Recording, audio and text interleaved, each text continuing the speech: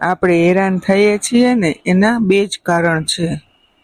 આપણને ભાગ્ય કરતાં પહેલા જોવે છે અને સૌથી વધારે જોઈએ છે. દરેક સફળ પુરુષ પાછળ પત્ની કે પ્રેમિકાનો જ હાથ હોય એવું નથી. ક્યારેક બાપનો સોટો અને માની સાવરણી પણ હોય છે. ચિંતા ન કરો કે લોકો શું કહેશે. તમારી પરિસ્થિતિ તમને જ ખબર છે, લોકોને નહીં.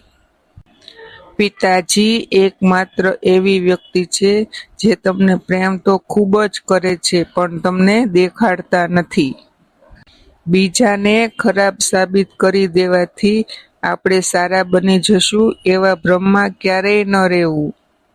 પરિવારમાં એકમાત્ર સ્વાર્થી વ્યક્તિ આખા પરિવારને નષ્ટ કરવા માટે સક્ષમ હોય છે.